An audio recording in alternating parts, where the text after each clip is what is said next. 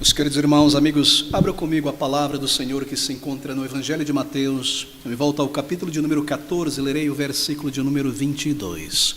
Mateus, capítulo 14, versículo de número 22, estas palavras: E logo, isto é, o Senhor Jesus, e logo ordenou Jesus que os seus discípulos entrassem no barco e fossem adiante para o outro lado, enquanto despedia a multidão.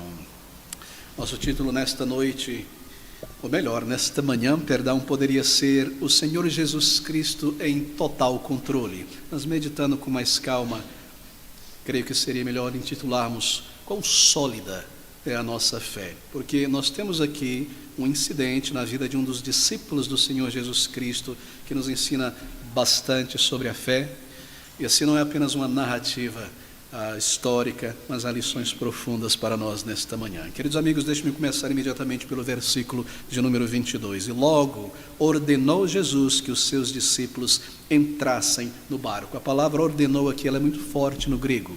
Ele comandou. Se você abrir comigo em Mateus capítulo 6, versículo 45, nós lemos que ele obrigou os seus discípulos a entrarem no barco.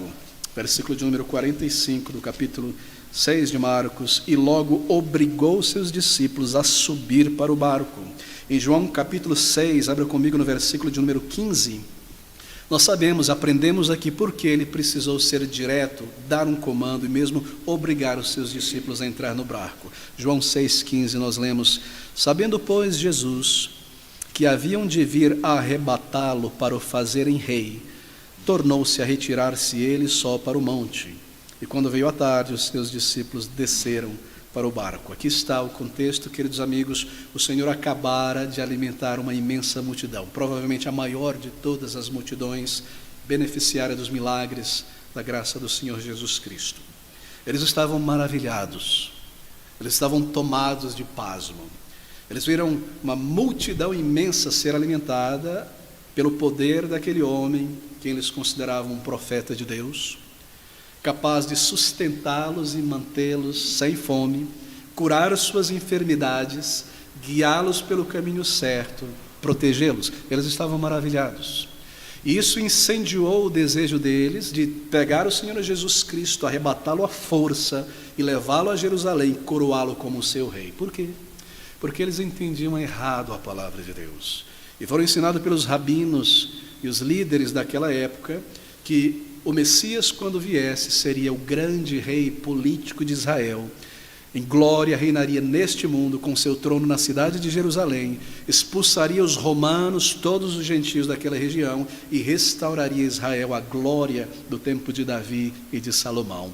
E assim, quando eles veem aquele homem, o Senhor Jesus Cristo, alimentando as multidões com poder, expulsando demônios, eles dizem: é o nosso rei. Esse é o nosso Messias político. Ele chegou, vamos arrebatá-lo e torná-lo nosso rei. Uma imensa multidão, 15 mil, 14 mil pessoas ali testemunharam do poder do Senhor Jesus Cristo.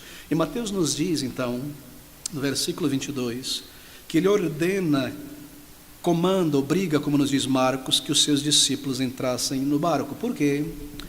Bem, o excitamento daquela multidão, a cena que todos eles haviam presenciado minutos antes, horas antes, eles queriam tornar o Senhor Jesus Cristo seu rei. E muito provavelmente aquilo influenciaria, moveria os próprios discípulos do Senhor Jesus Cristo a juntar coro com aquela multidão e levá-lo a Jerusalém. E assim, deslumbrados, os discípulos seriam persuadidos pela multidão. Certamente Judas estava certo que aquele era o momento do reinado de Cristo e da sua ascensão com os demais discípulos ao poder. E assim, o Senhor comanda, obriga que eles entrem no barco e saiam dali. Ele não veio para ser um rei humano deste mundo. Esta é a razão por que ele os comanda, os obriga, mas também, é claro, para que eles vissem a glória do Senhor Jesus Cristo no milagre que logo será realizado sobre as águas do lago da Galileia. E vendo este grande milagre, o poder do Senhor sobre os elementos, eles entendessem que o Senhor Jesus Cristo não era um mero rei deste mundo, mas o rei do universo, aquele que tem poder sobre os elementos, sobre a natureza, e entendessem a sua glória real, e entendesse que ele veio para ser Senhor sobre todas as coisas, e não um mero rei em uma região, em um lugar do mundo. Eles deveriam aprender isso, por isso o Senhor os encaminha para dentro do barco, para cruzar aquele grande lago, o lago da Galileia. E nós lemos que fazendo isso, eles deveriam ir adiante, o que nos indica que o Senhor Jesus tinha a intenção de ir depois, após eles, seguindo-os e encontrando com eles do outro lado do lago da Galileia. E logo ordenou Jesus que os seus discípulos entrassem no barco e fossem adiante para o outro lado, veja, enquanto despedia a multidão. É muito interessante. Eu creio que isso foi mais um milagre do Senhor Jesus Cristo. Aquela multidão insana, assim por dizer, pelo seu excitamento espiritual, estava decidida a tomar o Senhor Jesus pela força e levá-lo. E de alguma maneira o Senhor Jesus colocou no coração deles um santo temor e uma santa reverência para com sua pessoa, que eles não fizeram isso. E o Senhor os despede e aquela multidão segue de volta às suas cidades. Não é maravilhoso? Isso certamente foi um milagre do Senhor Jesus Cristo. Isso reflete também aquele outro milagre quando o Senhor Jesus estava em Nazaré. E aquelas pessoas da sinagoga, nós não sabemos quantas pessoas o tomaram pelo braço e juntas o levaram para o topo do monte onde Nazaré fora construída para precipitá-la naquele abismo. E eles estavam prontos para fazer isso e encurralar o Senhor Jesus Cristo naquela beira. E nós lemos simplesmente que ele passa pelo meio deles, andando através deles, é claro, não pelo meio físico deles, e vai embora. Esse foi um milagre também. Temor do alto caiu sobre os seus corações. E eu mesmo creio, está acontecendo aqui neste versículo de número 22, para que fossem adiante para o outro lado, enquanto despedia, sozinho, isto é, aquela imensa multidão. E despedida a multidão, subiu ao monte para orar à parte, isto é, sozinho, separado. Bem, eu devo dizer que ele não subiu aquele monte porque ele cria que o monte, sendo mais próximo das nuvens e do céu, ele poderia sentir ou Deus poderia ouvir melhor a sua voz. É claro que não. Aquele era o lugar mais próximo onde ele poderia encontrar solitude, silêncio, estar à parte. Por isso ele sobe aquele monte. Mais difícil para as multidões fazerem isso. E assim nós rebatemos certas ideias pentecostais, neopentecostais, de que há uma oração mais abençoada em cima de algum monte. Queridos amigos, deixe-me retornar a este ponto. Isso não é assim na palavra de Deus. A palavra de Deus não determina um lugar para orarmos, um lugar geográfico, físico específico, para o povo de Deus orar, para o crente orar. Você se recorda em João capítulo 4, o Senhor Jesus disse que estava próximo, já tinha chegado, ele seria crucificado, o Espírito de Deus seria enviado para a salvação de milhares de pessoas em todo o mundo, e a adoração ao Deus vivo seria agora em espírito e em verdade. Em espírito, isto é, com a mente, que é o palácio do Espírito, e na sua palavra, que é a verdade. Não seria um templo físico, seria uma adoração em espírito e em verdade. Assim a Bíblia não nos dá no Novo Testamento um lugar específico para orar. Você pode orar no prédio da igreja, porque a igreja não é o prédio, mas dentro de um local como este, debaixo de uma árvore na sombra, em casa, sozinho, em qualquer lugar. Nós vemos isso na palavra de Deus. Pessoas oravam dentro de cavernas, escondidos, fugindo, sobre cavalos, em tantos lugares, andando dentro do ventre de uma baleia ou um grande peixe, o próprio Senhor sobre a cruz. Não há um lugar específico, porque nossas orações sobem ao Senhor. Qualquer lugar onde você possa estar à parte, você pode orar ao Senhor, e mesmo em emergência, clamar ao Senhor onde você está. Ele é Deus, Ele é Espírito, Ele ouve o clamor do coração.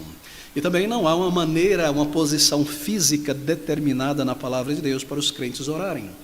Será que se orarmos ajoelhados, isso seria melhor recebido pelo Senhor, ou em pé, ou deitados? Bem, qualquer posição reverente é aceitável diante do Senhor, porque não é o corpo, mas em espírito e em verdade que nós nos dirigimos ao Senhor.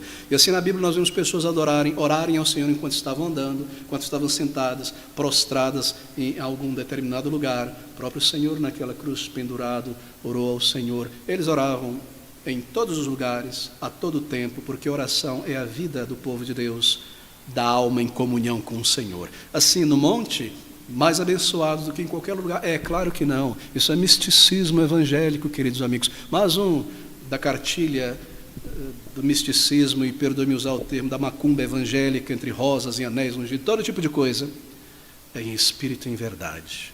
Ele vê o coração, ele responde, ele sonda a alma e dá uma resposta de paz ao seu povo. Assim é o nosso Deus, Ele é maravilhoso, queridos amigos. Mas o Senhor sobe a um lugar, a um monte à parte, para orar sozinho, longe dos clamores da multidão e do importuno dela. Lugar isolado. E Ele fez isso para orar ao Senhor. E despedida a multidão, subiu ao monte para orar à parte. Nós não sabemos pelo que o Senhor orou naquele momento. Tudo que sabemos é que Ele orou por muitas horas. Muitas horas. Não é a primeira vez que nós lemos um registro do Senhor orando por tanto tempo. Certamente Ele orou refletindo no que havia acontecido poucas horas antes, aquelas multidões que Ele contemplou como ovelhas sem pastor, ignorantes da verdade, que agora queriam arrebatá-lo para torná-lo um rei político. Ele orou por aquela multidão. Certamente Ele já contemplava a sua cruz, porque nós aceleramos para o final do seu ministério na Galileia e entramos agora naquele último ano do ministério do Senhor Jesus Cristo, que o conduz à cruz. Ele morreria por eles. Ele seria o salvador de milhões e milhões de homens e mulheres tão ignorantes da verdade como nós. E o fruto do seu trabalho, aquelas 12 cestas de pães, alimentariam muitas outras pessoas posteriormente. E a sua vida, a sua pregação, a pregação dos seus discípulos naquela época reverberaria pelo Espírito, alimentando milhares e milhares de pessoas, multidões muito maiores do que aqueles 15 mil. Certamente também Ele tinha os seus próprios discípulos em seu coração, e conforme Ele orava ao Senhor, levando os seus olhos ao céu, certamente Ele tinha um olho nos seus discípulos que estavam lá embaixo, na metade do mar da Galileia, cruzando aquele grande mar, isto é, aquele grande lago. Eles seriam o seu povo.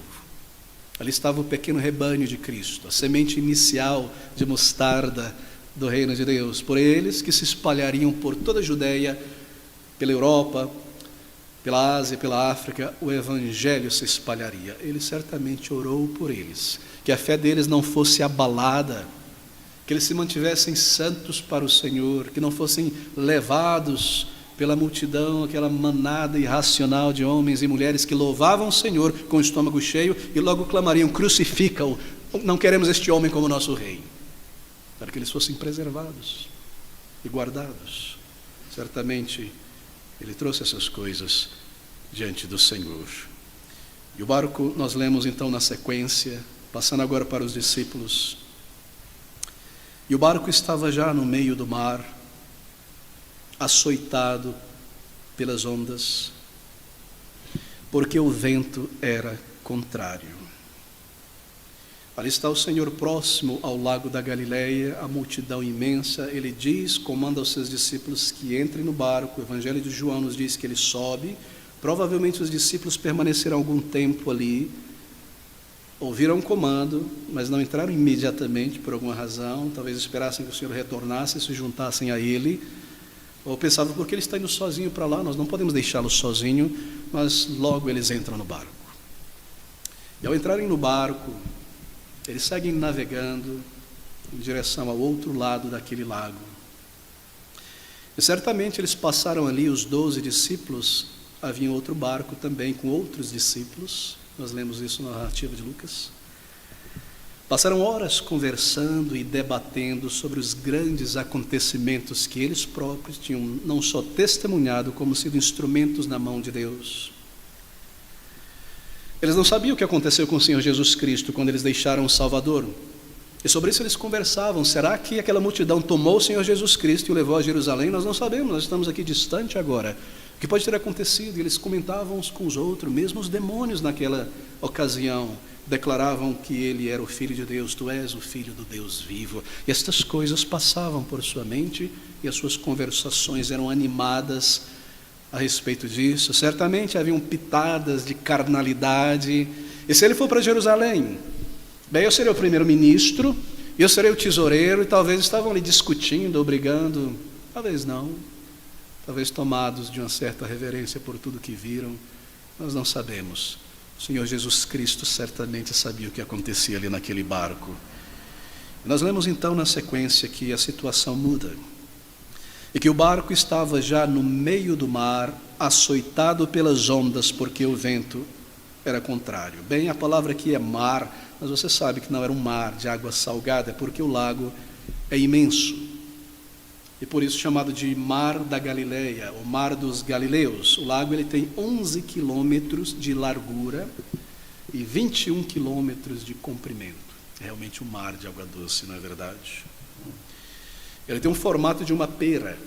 O Jordão desaguando ao norte, no lago, e então segue para desaguar no Mar Morto e no oceano. Você tomaria em um barco pequeno com vela, algo em torno de 6 a 8 horas para cruzar bem aquele lago. E na parte mais profunda do lago, provavelmente no meio do lago, a profundidade era de 43 metros de profundidade. Ali estavam os discípulos, tendo percorrido metade do lago. Na parte mais funda, então nós lemos que as coisas mudam. Tendo deixado aquela margem com a multidão e o Senhor para trás, eles entram no silêncio daquele lago. Nós lemos que anoitece, eles estão somente eles, no meio do lago, a luz da lua a iluminar fracamente a região, e eles em conversação. Ao saírem daquela margem, eles sentiram provavelmente uma brisa leve vindo contrária em direção a eles, do vento que logo eles encarariam lá na frente. Conforme eles seguem navegando, usando aquela vela, o vento se torna mais forte. É claro, eles são obrigados a baixar a vela, porque seriam levados de volta para trás, e começam então a remar.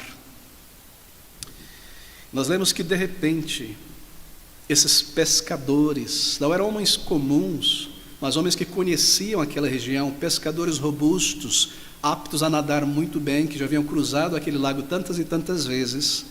Eles começam a remar e o vento começa a soprar sobre aquele lago e levantar da água ondas maiores do que o barco. E nos é dito que estas ondas, como soldados romanos que pegavam seus açoites para açoitar um criminoso, aquelas ondas açoitavam aquele barco. E o barco já no versículo 24, no meio do mar, açoitado pelas ondas, porque o vento era contrário.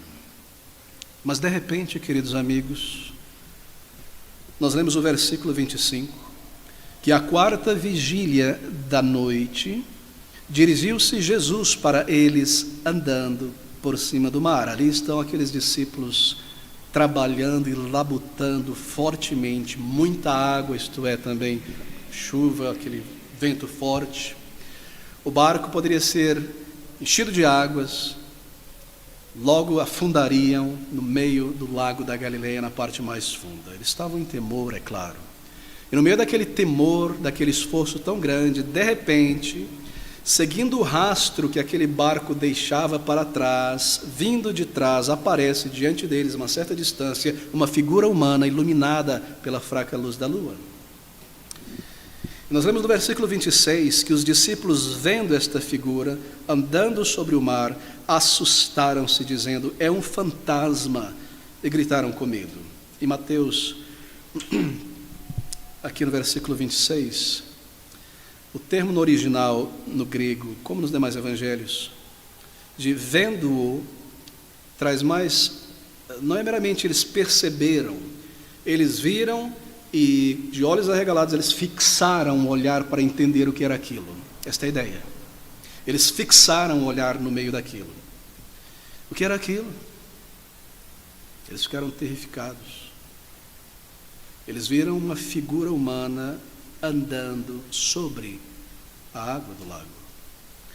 E conforme aquela figura que vinha por trás, no rastro do barco, se aproximava dele, e as ondas eram altas, não tinha acalmado ainda as ondas cobriam, mas ele não desaparecia, ele continuava andando na direção deles. E por não identificarem isso, não compreenderem o que estava acontecendo naturalmente, se arrepiaram de terror. E nós lemos que aquele caos, aquele medo se torna pânico. E eles viram e disseram: é um fantasma, e gritaram com medo.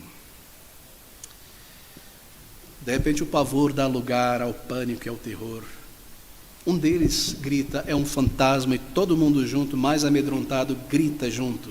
Claro, havia uma crendice popular que se junta àquilo ali. Eles estavam tomados por turbilhões de pensamentos e sentimentos desde as horas anteriores na margem, milagres tremendos, conversando sobre o Senhor, o Rei da Glória. De repente aquela chuva terrível, o vento, a possibilidade de perecerem ali. Eles veem aquela figura, e tudo isso misturado com crendices populares do norte de Israel, que era a seguinte: a crendice era que se alguém visse um fantasma, pronto, era bater as botas. Por isso eles gritam tremendamente. Crendice, temor da morte iminente com as ondas, alguém andando em direção a eles, eles gritam. E Marcos, no capítulo 6, nos diz que eles deram, veja comigo, grandes gritos de terror. E você não adivina qual é a palavra no original grego para grandes aqui. É mega gritos de terror. Provavelmente ao ponto da voz daqueles homens robustos afinar de medo e todos pasmarem, perderem o sangue, assim por dizer, ficarem pálidos de medo. Grandes gritos de terror. Então no versículo 25, eu sigo a narrativa. À quarta vigília da noite, dirigiu-se Jesus para eles andando por cima do mar, e os discípulos, vendo andando sobre o mar, assustaram-se, dizendo: é um fantasma, e gritaram com medo. Eu penso que quando o Senhor Jesus Cristo obrigou aqueles discípulos a entrarem no barco e ir adiante, eles devem ter pensado e entendido o seguinte: o Senhor nos envia adiante, Ele irá despedir a multidão. Então, como não há mais barcos na beira, Lucas nos diz que não havia nenhum barco, só havia aquele que o Senhor Jesus Cristo e seus discípulos entraram e partiram, e de outros que partiram com Ele, não há barco. Então Ele vai percorrer por terra a região e nos encontrar do outro lado a pé. Talvez tenha sido essa a ideia dos discípulos, já que não havia outro barco, além daqueles dos discípulos e dos demais. E eu penso que possivelmente essa era a intenção de fato do Senhor Jesus Cristo, percorrer a pé aquela distância e encontrar os seus discípulos do outro lado. Até quando estava no monte, orando, então ele vê lá no meio do lago os seus discípulos em grande dificuldade, em grande perigo, o vento contrário. Isso determinou, ou o levou a tomar esta decisão, que ele deveria ir não percorrendo o lado em algumas horas de caminhada, mas que ele deveria traçar uma linha reta andando pela água em direção aos seus discípulos, o mais rápido que ele pudesse, isto é, uma linha reta, para socorrê-los. Eu creio que essa foi a intenção, porque se não fosse, queridos amigos, pense comigo, aquele milagre de andar por sobre a água não teria um significado moral, não é? Seria apenas uma demonstração de poder sem uma utilidade. Esse não é o nosso Senhor Jesus. Ele não realizava milagres para fazer show, sem propósito.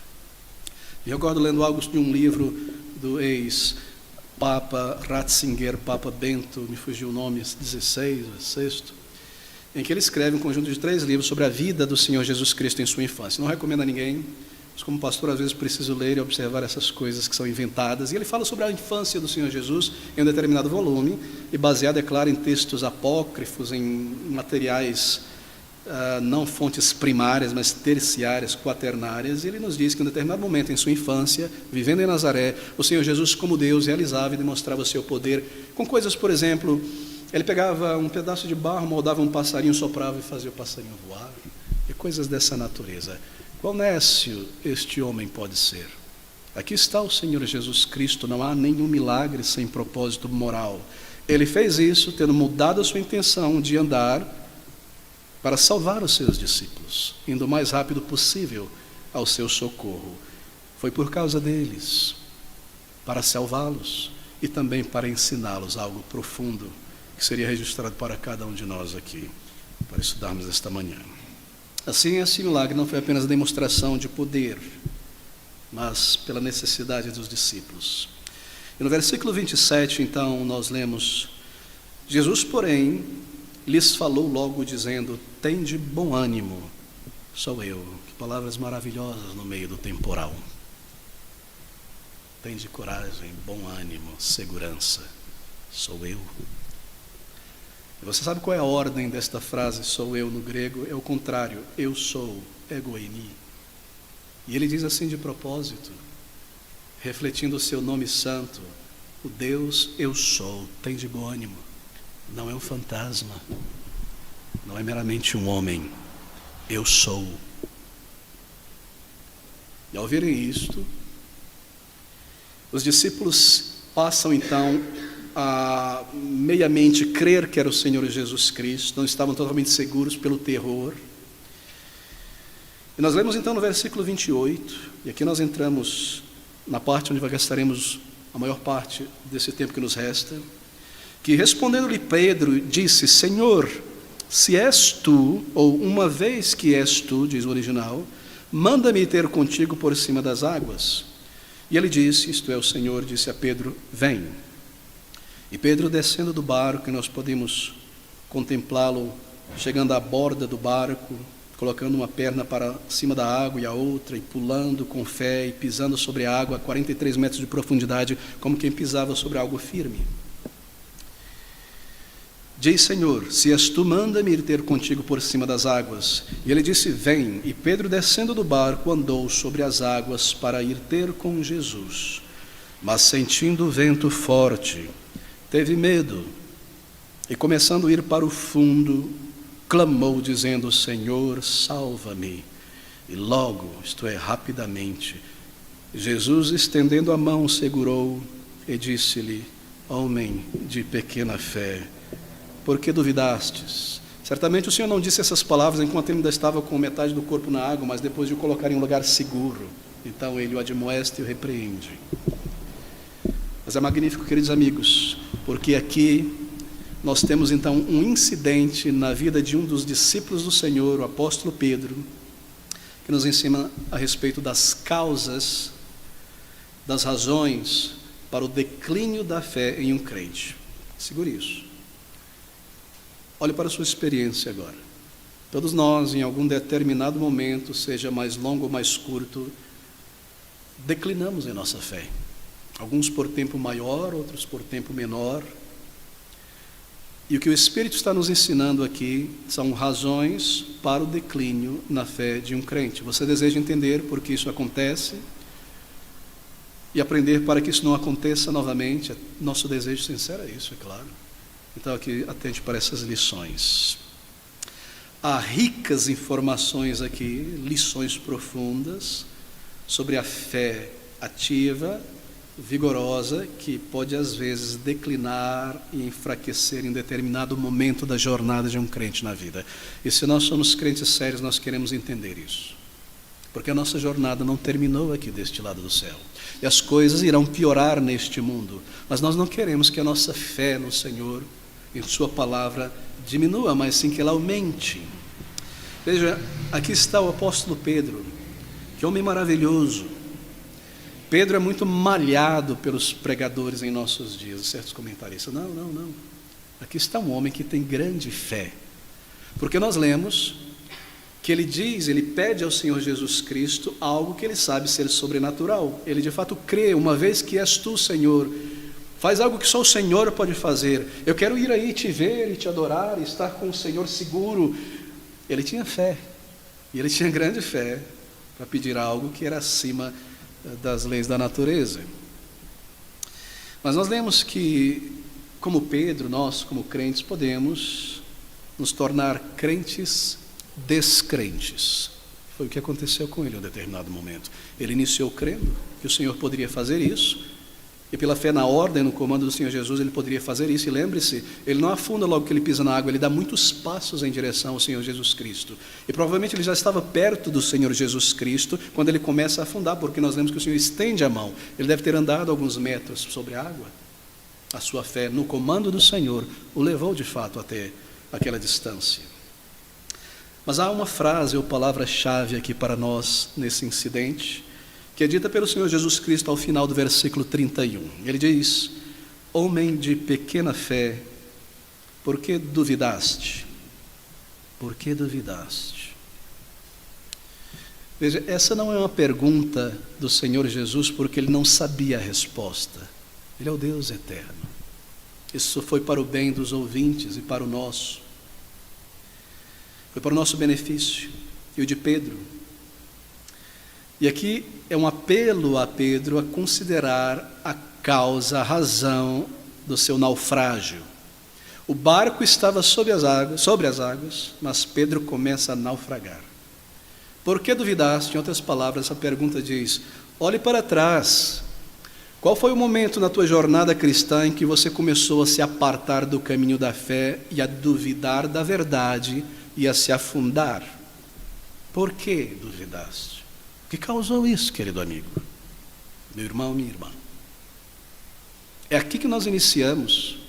Se nós nos sentimos frios, distantes do Senhor, fracos, há um momento, é claro, em que nós começamos a duvidar. Mas a pergunta em relação a Pedro, ele próprio, é por que Pedro duvidou? Bem, você já deve ter ouvido a resposta clássica. E a resposta tem sido essa: ele tirou os olhos do Senhor Jesus Cristo, por isso começou a afundar. Mas veja, o texto não diz isso. O texto nos diz que ele sentiu o vento e começou a duvidar e a afundar. Observe novamente, versículo 30. Mas sentindo o vento forte, porque o Senhor não tinha acalmado ainda o vento, e ele estava andando no meio do vento e das ondas de alguma maneira, como o Senhor, teve medo e, começando a ir para o fundo, clamou dizendo: Senhor, salva-me. Em outras palavras, ele deu muitos passos em direção ao Senhor Jesus Cristo em obediência ao comando do Senhor Jesus. Mas ele começou a sentir a pressão daquele vento, o tamanho daquelas ondas e temores de morte tomaram conta do seu coração. Isto é, no momento em que ele começou a ter medo de afundar, ele começa a afundar. Veja novamente. Mas sentindo o vento forte, teve medo e começando a ir para o fundo. Aqui está a causa. Bem, foi por essa razão. Marque isso, queridos irmãos. Não perca isso. Pedro parou de pensar e raciocinar como um crente. Essa é a razão. O vento, as ondas varreram da sua mente toda a confiança que ele já tinha no poder de Cristo, o qual ele tinha testemunhado muitas vezes. Ele para no meio desta jornada de pensar, de raciocinar, de sentir como um crente. Ele esqueceu, pelo medo das ondas, que foi o próprio Senhor Jesus que estava ali, que o comandou a ir. As ondas varreram de sua mente isso. E assim, pelo temor da circunstância, embora tendo dado já muitos passos em direção ao Senhor, todas aquelas evidências poderosas que sustentavam a sua fé para ir adiante, elas desmoronam ali. Não é interessante? Mas logo que ele começa a afundar, veja, ele manifesta a sua fé novamente, gritando, clamando ao Salvador que o socorra. A fé fundada em Cristo, ela permanece. Essa é a fé dos eleitos de Deus. E embora para nossa vergonha sermos salvos no desespero, clamando ao Senhor e recorrendo a Ele, crendo ainda.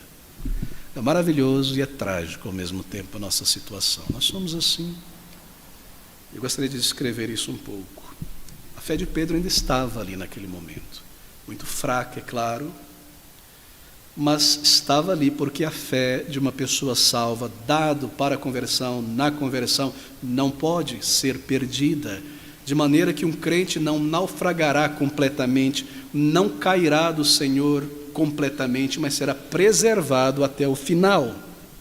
Aqueles que ele dantes conheceu, os amou, os salvou, e salvação significa resgate, preservação, até passar a linha final.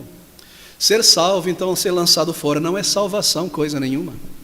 Ser salvo da condenação, então, perder a salvação não é salvação nenhuma. Salvação é algo completo. O Senhor que o resgatou, o preservará e o levará até os portais celestes. Paulo diz àquela igreja que a boa obra que o Senhor iniciou entre eles, Ele completará. Que salvação é essa? Que você é salvo, então você segue em terror, em temor de perder essa salvação. Isso não é salvação coisa nenhuma. Porque salvação não é apenas o apagar de nossos pecados, mas é um novo coração, um novo sentir, uma nova paz, a certeza de vida eterna. O terror da morte passou, da condenação. Assim a fé dele ainda está ali, embora tão minguada, tão pequena, mas viva, porque é uma fé que vem de Deus, a conversão. Observe que essas passagens aqui, ou melhor, esta passagem em particular, no caso de Pedro, ela não está nos ensinando que nós devemos buscar fazer coisas mirabolosas, milagres, coisas grandiosas, como andar sobre a água de um rio, do mar, saltar de um prédio, orar à beira de um caixão para ressuscitar um morto, coisas fora do normal. Mas pastor, o Senhor Jesus Cristo não diz lá em Marcos, no capítulo 6, 16, que aqueles que nele crescem fariam coisas ou obras maiores do que ele fez, e ele começa a ilustrar que obras seriam essas, não é? Beber veneno e não morrer, pegar serpente e víboras e não serem mortos pelo veneno dela, expulsar demônios, etc, etc, etc. Sim, querido irmão, mas lembre-se, ele está dizendo isso para os discípulos, apóstolos, não para nós, esse é o contexto. Porque os discípulos estavam incrédulos do Senhor Jesus, mesmo após a sua ressurreição. E o Senhor diz a eles, aqueles dentre eles que crescem, fariam estas coisas, conforme fosse pregando o Evangelho. E nós vemos tudo isso se cumprir neles, não é? Tudo isso. Paulo, naquela ilha, recolhendo madeira para uma fogueira, mordido por um invíbrio, e a população começa a esperar ele inchar e cair morto. Nada. Expulsaram tantos demônios, fizeram tantas coisas, cumprido na vida daqueles apóstolos e creram. E assim foram úteis na obra do Senhor. Mas, queridos amigos, é a eles que Cristo está se dirigindo. Eles falaram novas línguas, como o Senhor disse que eles falariam, pregando em tantos lugares. O dia de Pentecostes chegou e assim eles fizeram. Tudo se cumpre nos apóstolos que creram. Pedro expulsa demônios, Paulo eu mencionei. E assim esse texto de Mateus e Marcos não nos está ensinando hoje como discípulos a buscarmos fazer coisas sobrenaturais. Não faz qualquer sentido usar esse texto para isso. Mas a experiência dos apóstolos está aqui para nos ensinar uma lição, de Pedro, né, que pede para andar sobre a água. É uma lição para nós aqui. Por quê? Porque nós temos em Pedro aqui, em outros momentos, como acontece conosco, uma mistura de fé e descrença no Senhor e na sua palavra. Acaso alguém pode dizer que isso não acontece com você em muitos momentos? Seja sobre a salvação, sobre as promessas do Senhor de nos guardar e preservar e nos prover e tantas outras coisas. Uma mistura de fé e descrença. Nós cremos, nós estamos seguros, certo, que Ele nos salvou, que Ele nos levará para a glória, mas com que frequência essa certeza, esta fé, ela falha, não é? Nós não cremos que Ele nos conduzirá através das muitas circunstâncias. Nós sabemos que Ele nos levará à glória, começo e o fim, mas através das circunstâncias, parece que nós não cremos com toda certeza quando essas coisas vêm sobre nós. O nosso comportamento prova isso muitas vezes. Agora, por que seria mais difícil para o Senhor Jesus Cristo nos preservar do que nos salvar? Salvação também envolve a preservação. Bem, o desafio do Senhor Jesus Cristo para Pedro foi: por que você duvidou? Por que duvidastes, homem de pequena fé? Eu creio que esta passagem ela nos provê razões porque a fé de um crente fraqueja, míngua ao longo da jornada. Eu gostaria que você, em suas notas, atentasse para isso. A primeira causa do desmoronamento, do colapso da fé de Pedro foi esta: dúvidas em um novo ambiente, em uma nova realidade que ele não tinha experimentado. Claro, é óbvio aqui no texto, eu não estou forçando o texto e inventando histórias. Ele estava no barco, embora a tempestade, o vento, ele era um pescador e sabia muito bem como tirar água de um barco e se manter equilibrado ali. Mas estar sobre a água, essa é uma nova realidade. Ele estava acostumado naquele lugar como pescador. Mas de repente, saindo do barco, ele entra em um novo lugar, um novo ambiente desconhecido, onde ele não podia exercer sua própria capacidade, inteligência, força, manter-se sobre a água, era simplesmente independência do Senhor. Ele não tinha nenhuma técnica de pescador para se manter em pé sobre a água. E o que isso quer dizer, queridos amigos? Que com muita frequência essa é a razão da falha na nossa fé. O que eu quero dizer é isso.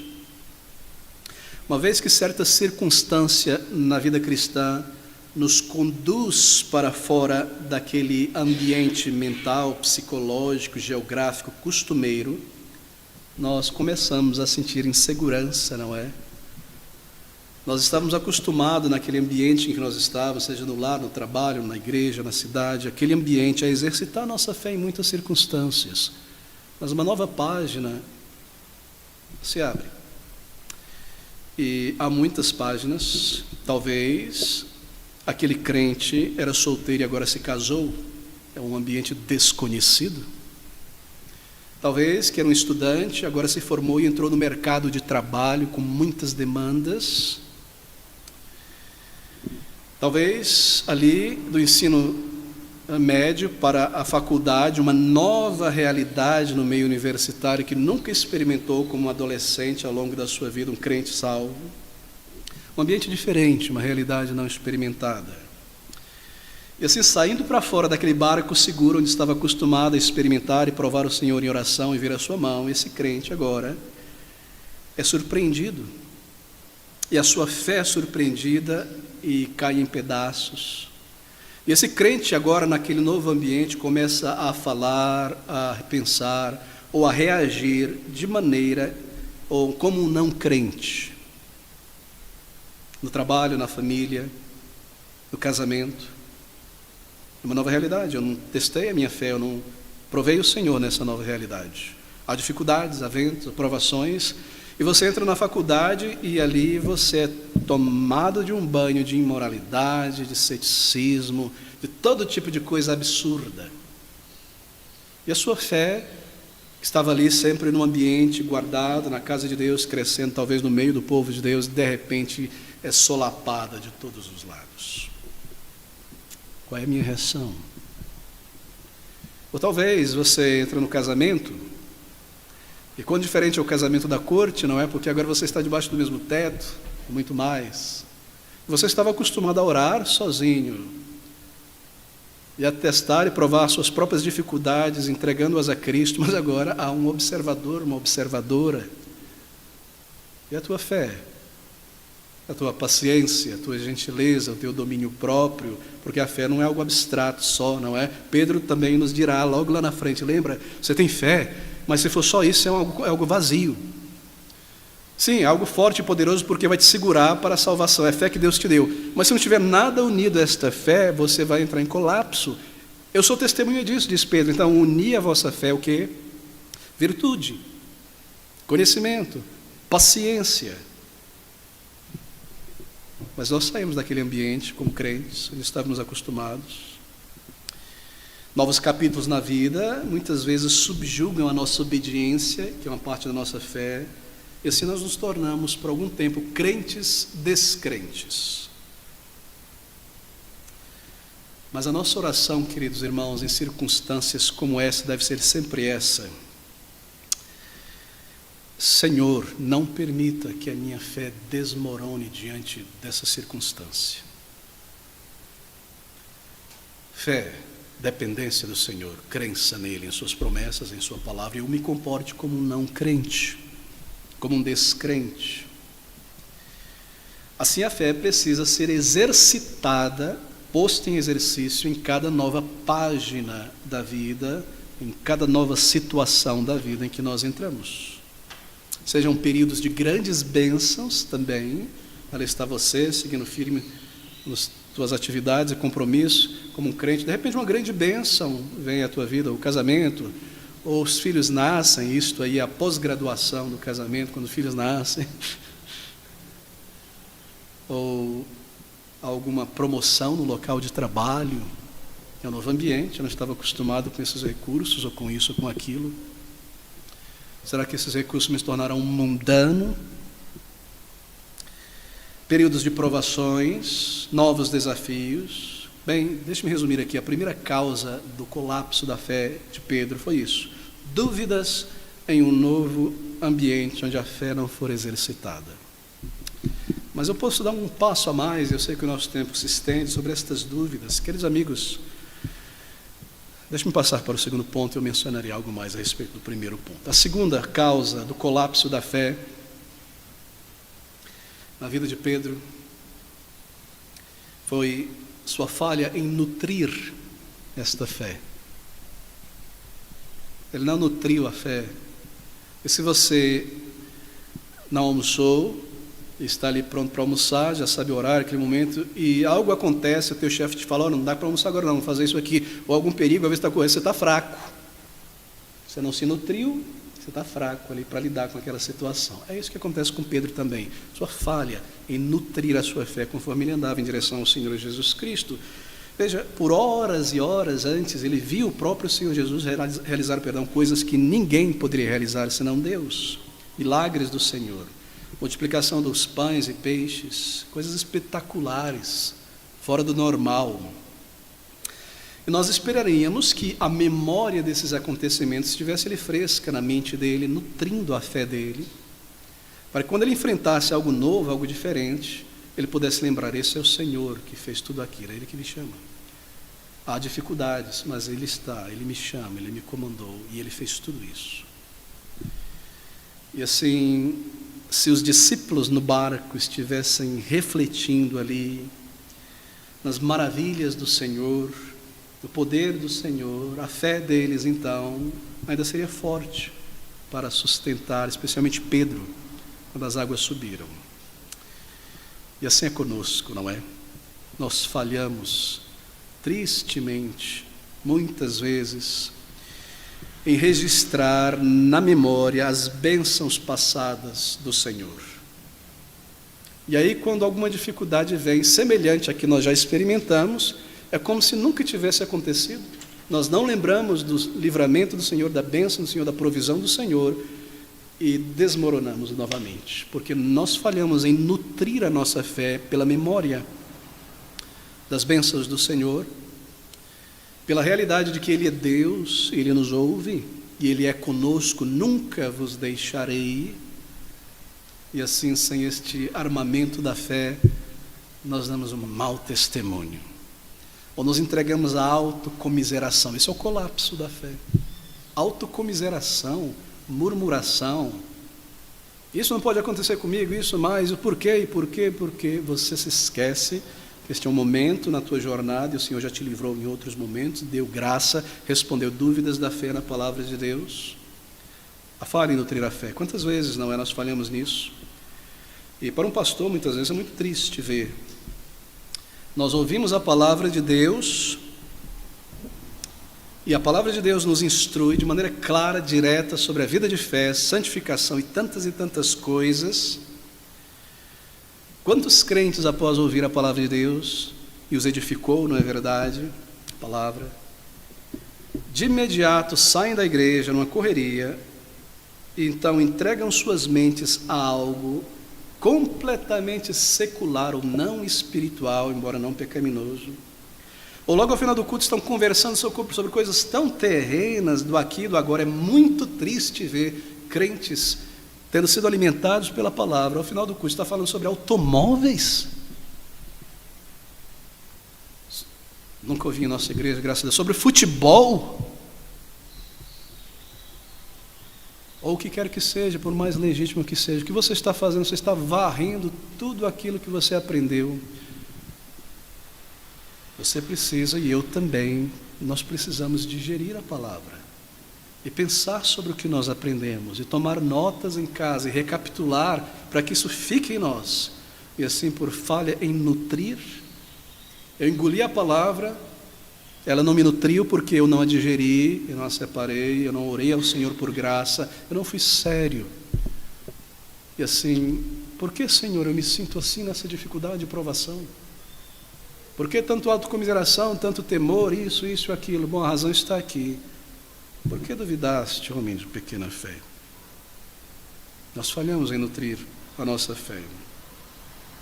Ou seja, todo o impacto, todo o benefício do sermão foi rapidamente lavado, removido, varrido da mente, e o crente permanece desequipado para enfrentar os ataques de Satanás contra a sua fé. Nós nos autodesarmamos. E por trás disso, infelizmente, está o nosso orgulho, que achamos que podemos ir e enfrentar este mundo, esta vida e a velha natureza sem o auxílio do Senhor. Queridos irmãos, essa é uma lição para nós, mas aqui está a solução, é claro. Cultive, mesmo enraize no coração as experiências do amor de Deus com você, do favor de Deus, da bênção de Deus. Se você tem uma memória não muito boa, fraca, use caneta e papel. A tinta mais fraca é mais forte, que é mais poderosa das memórias. E você se maravilhar depois de alguns anos, voltando e lendo, e vendo, realmente, veja, foi de verdade, eu estou aqui numa situação tão similar, e eu esqueci, e você é renovado, fortalecido. Tem um bloco de notas, um diário de memórias da graça de Deus. Isso irá fortalecer a sua fé. Cultive e enraize no coração as bênçãos do Senhor. E quando completar um aniversário daquela grande bênção, ore e agradeça a Deus e louve novamente. Não foi uma bênção tão maravilhosa e você ficou maravilhado e pasmado? Como foi que esta maravilha dos pães e dos peixes e dos milagres foi embora e agora estou aqui desequipado novamente? Foi porque eu não nutri a minha fé. Nós somos muito capazes em nosso trabalho, em nossa profissão, de aprendermos muitas coisas para mantermos as coisas fluindo e melhorando, não é? Oh, meus irmãos, por que nós não fazemos o mesmo? O que há de mais importante? Nossa vida com o Senhor. Faça isso. Medite na palavra pregada, tome notas e volte a lê-las. Misture fé com o que você ouve. E assim a tua fé será realmente viva, fortalecida.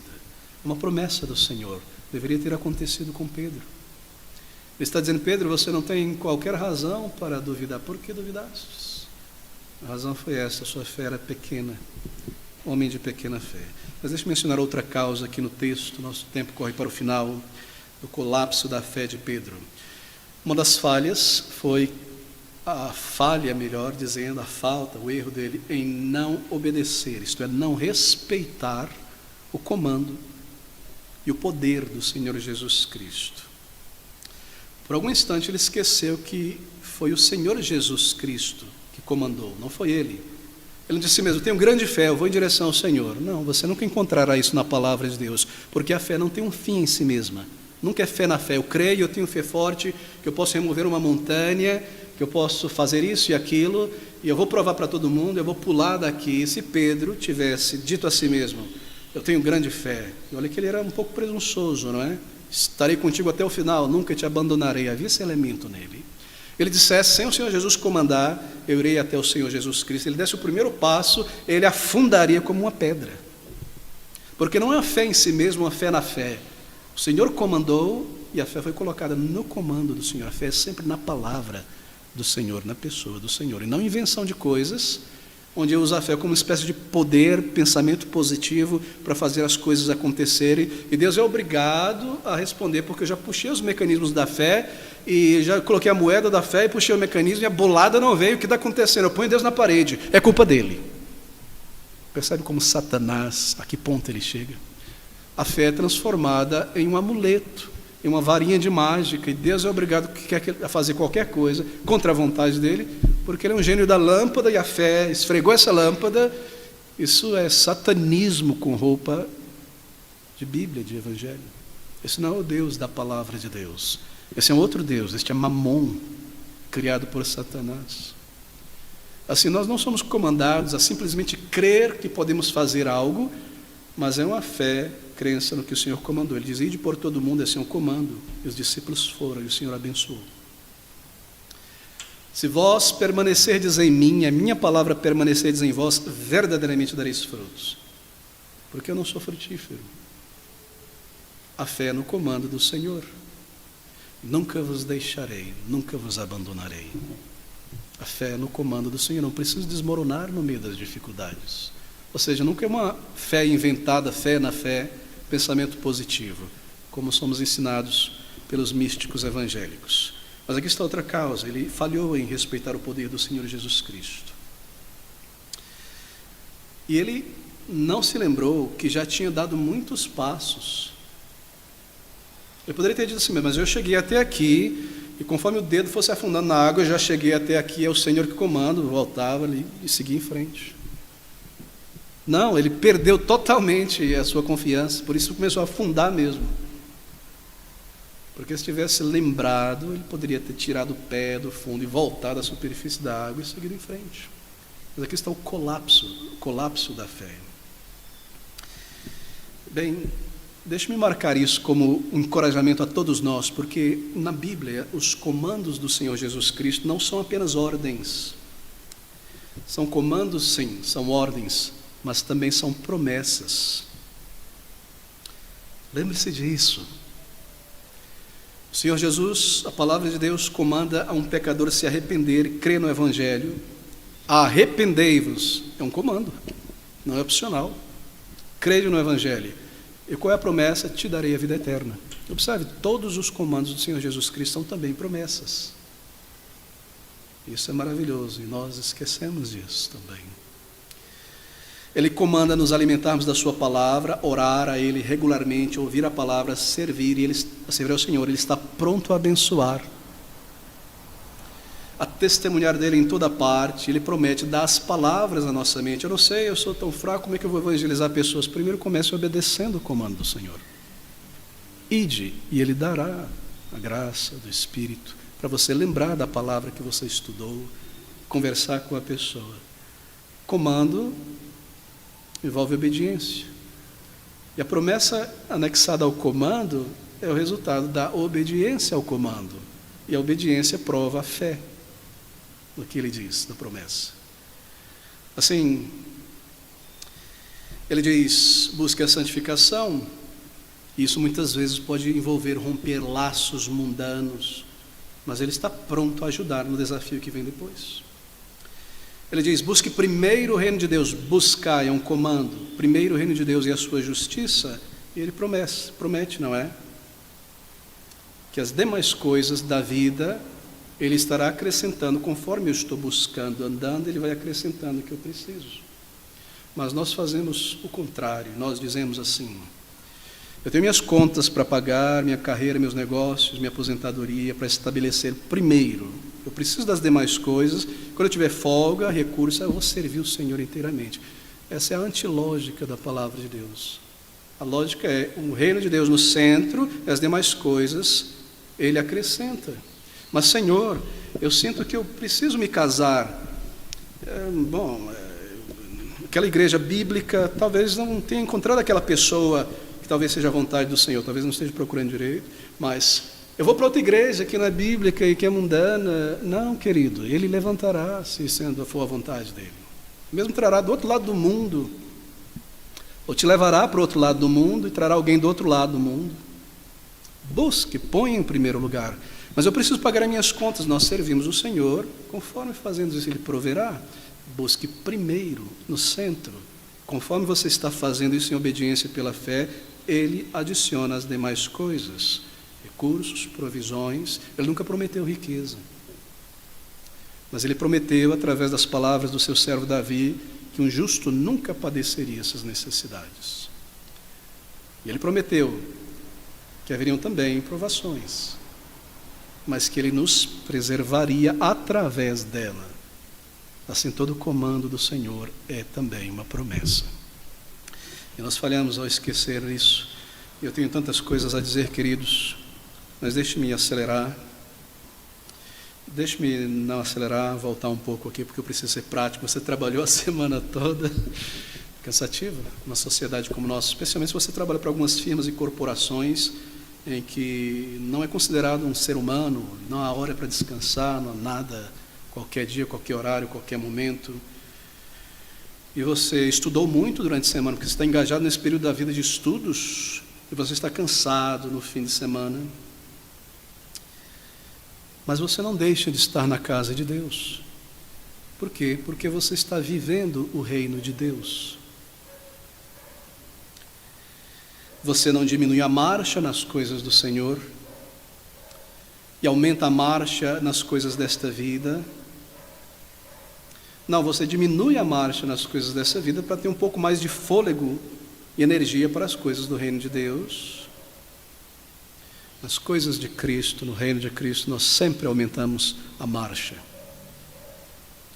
E assim, essa é uma demonstração da nossa fé sendo firmadas.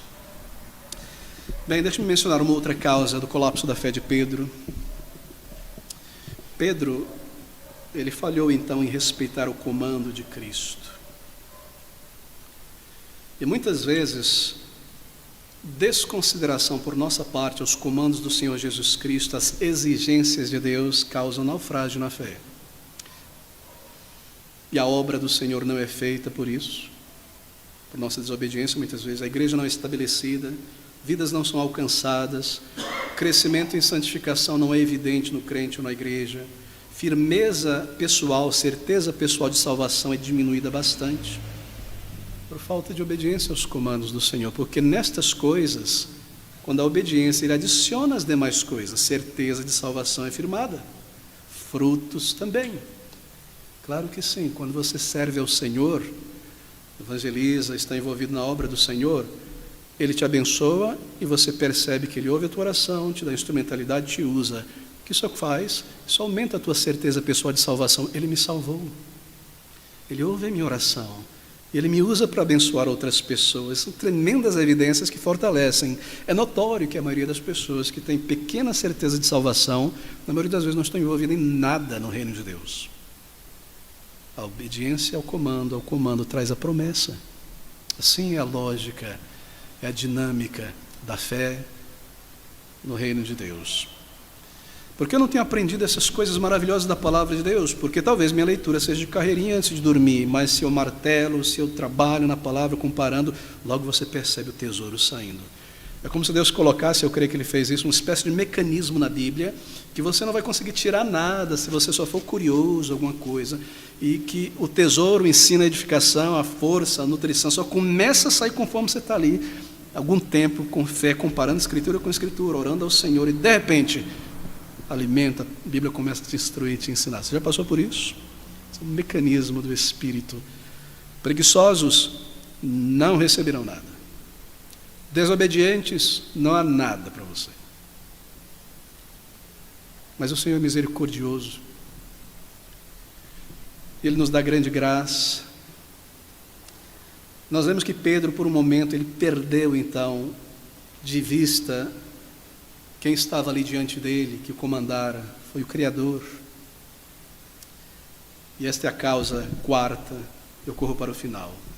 Pedro esqueceu do amor e do interesse do Senhor Jesus por ele. O amor pessoal, o interesse pessoal que Cristo tem por nós. Queridos irmãos, nós não somos meramente uma planilha com número de eleitos a serem salvos e algo a ser feito e realizado. Ele nos amou com amor eterno, cada indivíduo. E Ele tem um interesse hoje pessoal por você, a quem Ele salvou e ama. Nós esquecemos disso. Nós esquecemos disso. Se você tem um pai amado, uma mãe amada, um tio amado, um avô amado, que cuida de você, se interessa por você, um amigo querido, e você se encontra numa dificuldade em relação a algum problema, e você entende que a solução viria dessa pessoa, você descansa, não é? Sabendo que a pessoa vai agir. E o nosso amor por Cristo, e o interesse pessoal que Ele tem por cada um daqueles que Ele salvou. Ele nos salvou, não é Deus lá e nós aqui, é Ele em nós, nos guiando. Ele tem um treinamento para nós, Ele está nos santificando, treinando. Ele conhece o nosso caráter, nossas falhas, Ele está nos santificando, purgando, fortalecendo. Ele não nos abandona, Seu Espírito é consolador, Ele nos guia, e assim Ele não nos deixa.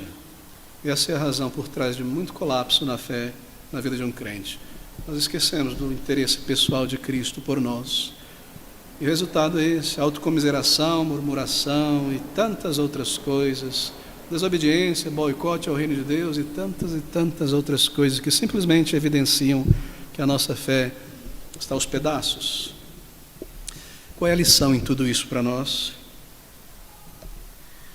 A menos que nós façamos um esforço para manter em nossa mente, em nosso interesse, a pessoa de Cristo, o seu caráter fiel, nós não conseguiremos, queridos irmãos, a nossa fé, ela irá falhar, mesmo naqueles momentos quando nós desfrutamos maior comunhão com o Senhor. Veja o caso de Pedro para nós, essa é uma grande lição do Espírito para nós. Eu deveria mencionar uma quinta causa, farei apenas rapidamente. Havia um tanto de autossuficiência e presunção em Pedro, e não dependência completa de Cristo. Veja, a dúvida, seja ela qual for, doutrinária, teológica, sentimental, que solapa a fé de um crente, a fé ativa, ela toma forma no momento em que nós começamos a planejar a nossa vida, ou a tomar grandes decisões, ou a responder a certas circunstâncias, como se não houvesse Deus no céu. Bem, ninguém aqui nesta congregação, incluso eu, é imune a isso. Todos nós estamos sujeitos a esta falha, a esta forma de dúvida. Isso afeta pregadores e pastores em todos os lugares. Veja, no início aqui do andar de Pedro, a sua autossuficiência não era uma falha muito óbvia na narrativa, mas está implícita no caráter dele. Eu mencionei, não é? Senhor, nunca te abandonarei. Senhor, lava o corpo inteiro. Quer dizer, Senhor, tu não me lavarás. Se não lavar, tu não tem parte comigo, Pedro. Senhor, então lava tudo, as orelhas, embaixo do braço, tudo. Ela é parte da natureza de Pedro. E o Senhor precisa lidar com ele. Ele seria um grande servo. Por enquanto ele não é Pedro, o nome que Cristo deu, ele era Cefas, Pedro, uma pedra. Por enquanto ele é uma pedra, meio gelatina, mas ele se tornará Pedro, ao ponto de quando foi martirizado pelos romanos, crucificado, dizer, crucifiquem-me de cabeça para baixo, eu não mereço ser crucificado na mesma posição que o meu Salvador. Ele será Pedro. E nós devemos ser assim, se nós nos submetermos ao Senhor. Ele está fortalecendo a nossa fé, tornando-a firme, colocando concreto nela e aço nela, por meio desses testes. Ele está presente, Ele me vê. Com que frequência, né, nós agimos assim? Autossuficiência. E nós não agimos da maneira como deveríamos. Autossuficiência. Eu consigo fazer as coisas sem orar ao Senhor. Bem, eu sei que Deus é comigo, eu vou me envolver nisso aqui, conversar com alguém, uma situação difícil, entrar nesse barco, sair desse ambiente. Você já me deu graça, eu sou um crente maduro, veja Pedro, um pescador maduro. Já mencionei isso, mas é muito triste, eu sou culpado disso no passado muitas vezes, e às vezes me vejo, me pego nisso também. Nós simplesmente entregamos o jogo, e uma situação difícil acontece, não é? Seja no lar, com um filho, uma filha, seja no trabalho, com um patrão, seja dentro de nós, alguma situação difícil. E você faz todo o teu esforço, e você deve. E busca os meios, etc, etc, e nada resolve, e por alguma razão você ali preocupado, conversando com um irmão em Cristo, uma outra pessoa diz, olha, já fiz de tudo, só me resta agora orar ao Senhor. Mesmo, só resta orar ao Senhor, só isso. Quando nós deveríamos ter iniciado com Ele, continuado com Ele em oração, e louvado a Ele no final. É Ele quem faz estas coisas acontecerem. É a nossa estima, é a nossa autossuficiência. Meus irmãos, Ele está fortalecendo a nossa fé. Permita isso. Não entristeça o seu espírito. Não o frustre. Não apague as moções do Espírito para a santificação, para o serviço, para a obediência. É isso que nós fazemos.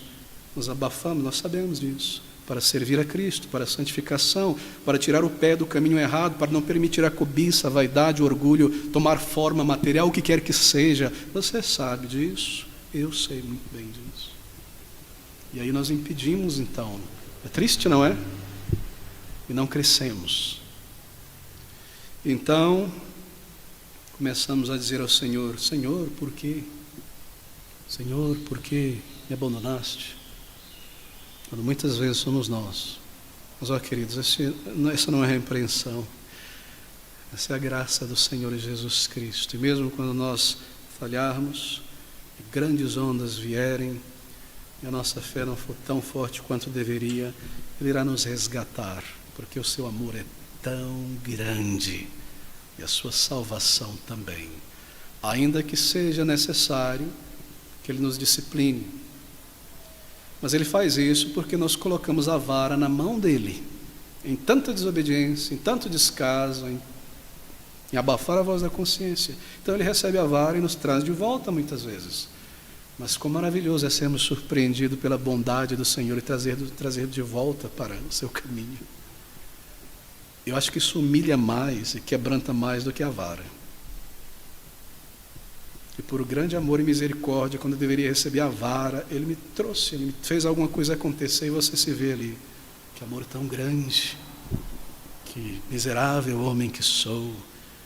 Por isso, da misericórdia de Cristo diante de mim, seu coração diante da minha falha. Ele é tão maravilhoso. Ele é nosso Salvador amado. Ele é o Senhor da glória.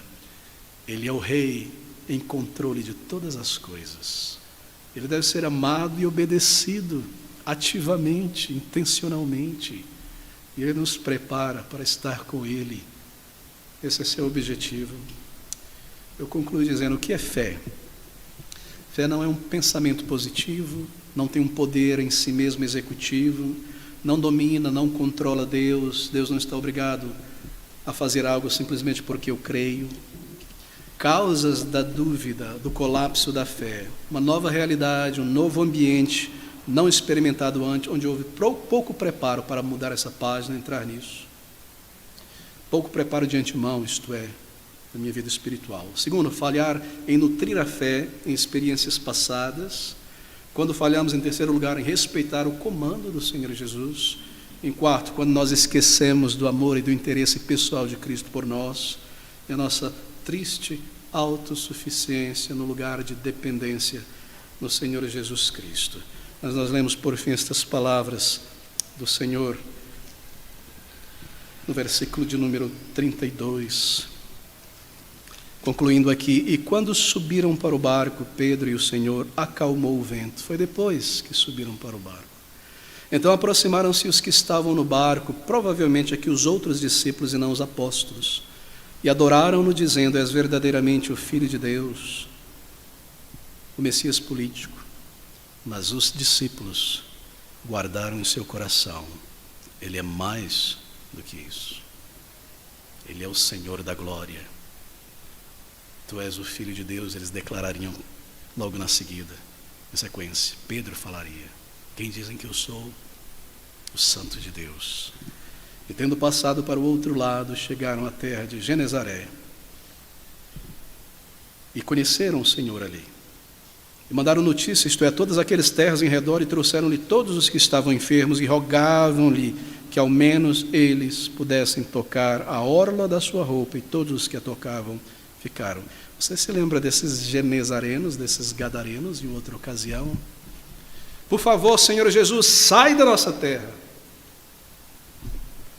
Ele salvou aquele homem endemoniado, que queria entrar no barco e ir com ele de volta, salvo. Ele: não, você é uma testemunha do meu amor.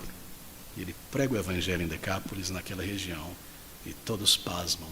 E quando ele está de volta, simplesmente o viram e correram para ele. O maravilhoso nosso Salvador. Ele não abandonou aquelas cidades. Ele não nos abandona. Essa é a palavra do Deus vivo. Essa é a palavra do Senhor Jesus para nós. Ele nos abençoe. E Ele fará isso, conforme nós nos submetemos a Ele.